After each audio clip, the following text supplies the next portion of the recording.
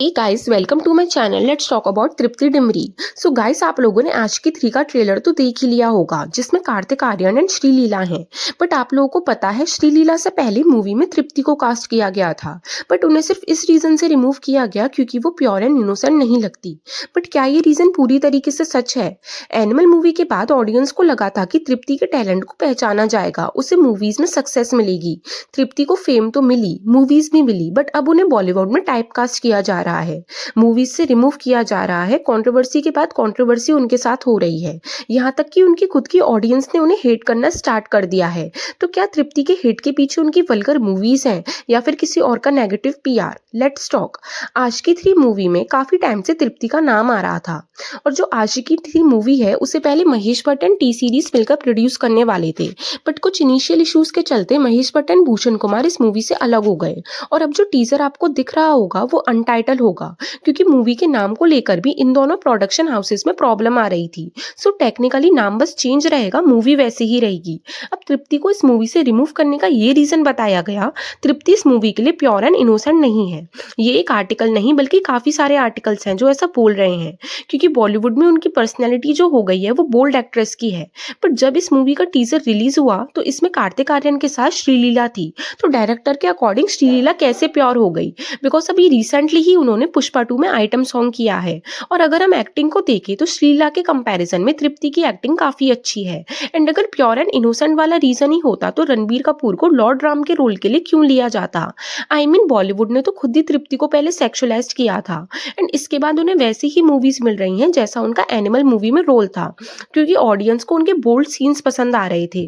तो प्रोड्यूसर ने भी आगे चलकर उनसे वैसे ही सीन्स करवाए। अब आप लोग ये बोल सकते हो कि इसमें तृप्ति की गलती है, उन्हें वैसे रोल्स नहीं चूज करने चाहिए थे। तो जब एनिमल मूवी रिलीज हुई थी तो उस टाइम पर बैड न्यूज मूवी की शूटिंग भी कंप्लीट हो गई थी, एंड जो बैड न्यूज मूवी का सॉन्ग था जानम, उसे एनिमल मूवी के बाद बनाया गया, और इस सॉन्ग को करण जौहर ने खुद डायरेक्ट किया था। इट मीन्स करण ने जानबूझकर इस सॉन्ग को ऐड कराया, राइट? बिकॉज तृप्ति ऐसे ही सॉन्ग्स के लिए वायरल हुई थी। और अगर हम विद्या विकी के वो वाले वीडियो मूवी की बात करें तो मूवी अच्छी थी, यहाँ तक कि मेरे महबूब सॉन्ग भी था ना, वो भी अच्छा था। एंड जैसे मेरे महबूब सॉन्ग की वाइब थी, उसमें तृप्ति का वल्गर डांस स्टेप फिट ही नहीं बैठ रहा था, तो जानबूझकर ऐसे स्टेप्स ऐड कराए गए थे जिससे मूवी के बारे में बात हो। सो यस, इसमें डायरेक्टर का भी फॉल्ट है एंड काफी हद तक तृप्ति का भी फॉल्ट है, क्योंकि उसने ऐसे सॉन्ग्स करने के लिए एग्री किया। बट तृप्ति ने एक इंटरव्यू में कहा था कि वो ऐसे सीन्स करने के लिए एबल है, ऑडियंस को उनके लिए कंसर्न नहीं होना चाहिए। अब आशिकी 3 का टीजर रिलीज होने के बहुत पहले मैंने रेड एड पर एक आर्टिकल देखा था, जिसमें ये लिखा था कि एक young superstar south Indian newcomer को मूवी दिलाने के लिए ट्राई कर रहा है। एंड उस टाइम मोस्टली लोगों ने कार्तिक एंड श्रीलीला को गेस किया था।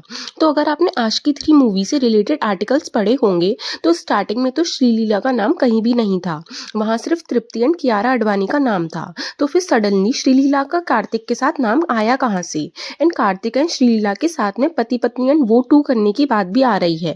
सो सिर्फ ये प्योर वाला रीजन नहीं है, तृप्ति को रिप्लेस करने के लिए फेक आर्टिकल्स दिए जा रहे हैं, क्योंकि हो आशिकी 3 मूवी बन रही है वो टी सीरीज के अंडर बन रही है, एंड इसके ओनर भूषण कुमार एंड कार्तिक आर्यन का काफी क्लोज कनेक्शन है। उन्होंने कार्तिक के साथ काफी सारी मूवीज की, एंड वो कार्तिक की काफी सारी डिमांड्स को भी पूरी करते हैं।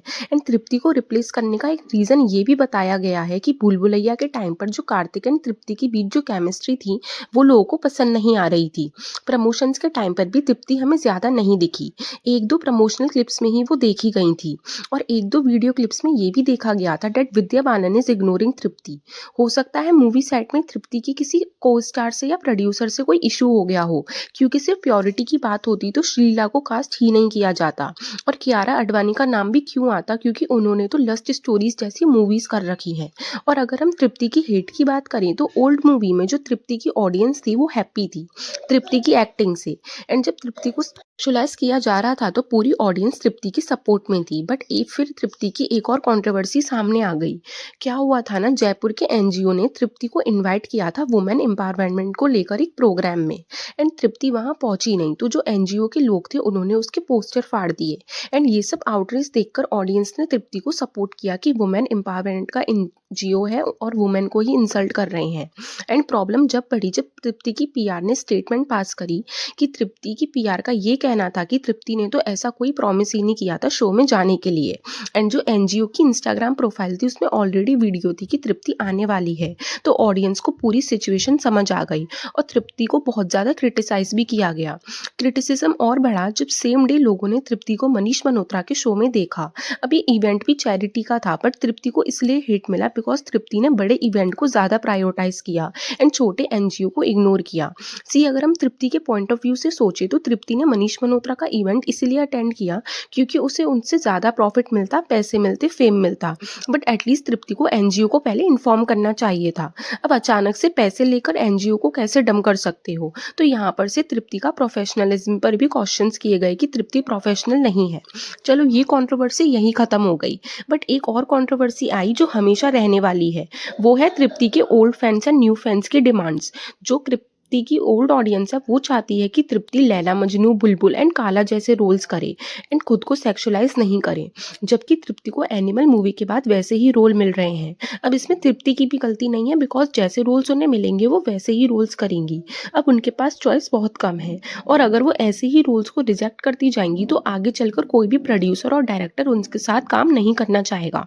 Guys, what you think of Tripti Dimri? Please comment.